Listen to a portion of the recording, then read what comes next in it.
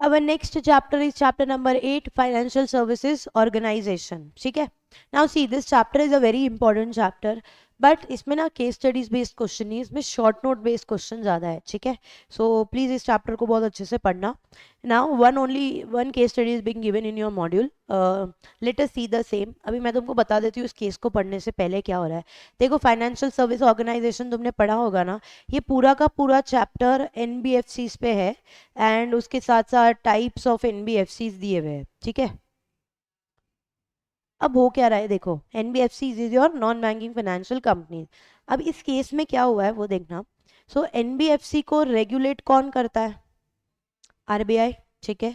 RBI का एक पूरा कोड है जहाँ पे एनबीएफसी के बारे में उनका रेगुलेशन वगैरह सब कुछ लिखा हुआ है. ठीक है.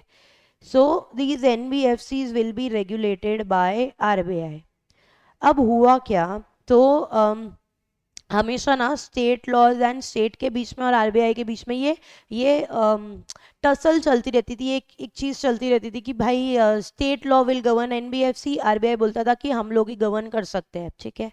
अब ऐसे चलते चलते डिस्प्यूट ये अराइज हुआ ये केस में कि केरला एंड गुजरात के स्टेट लॉज ने, जिसको बोला जाता है that state laws are called as money lenders act, उस एक्ट के अंदर Kerala and Gujarat were saying कि भाई जो एनबीएफसीज है ना उसको स्टेट लॉ रेगुलेट करेगा and that's why we want that. मतलब Kerala and Gujarat want that कि ये एनबीएफसी हमारे स्कोप में आ जाए ताकि हम इसको रेगुलेट कर पाए. ठीक है. लेकिन दूसरी बाजू आरबीआई ने बोला नहीं, this will not come under any state law. It is only under the scope of RBI and it will be regulated by RBI. ठीक है. अब इन दोनों के बीच में डिस्प्यूट अराइज हुआ एंड ये लोग गए सुप्रीम कोर्ट के पास में. सो सुप्रीम कोर्ट ने क्या जजमेंट बताया? तो सुप्रीम कोर्ट ने भी सेम यही चीज़ बोला कि भाई NBFCs will be regulated by RBI and it will come under the scope of RBI and not the state laws. ठीक है.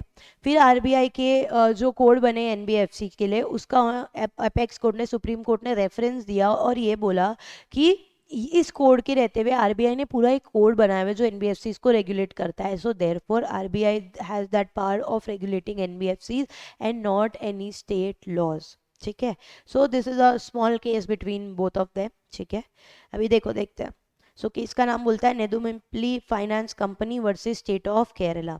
इन this case Supreme Court upheld the supremacy of Reserve Bank of India. upheld का मतलब supported the supremacy of Reserve Bank of India, मतलब supreme power of Reserve Bank of India over the supervision and regulation of NBFCs registered under RBI Act. ठीक है.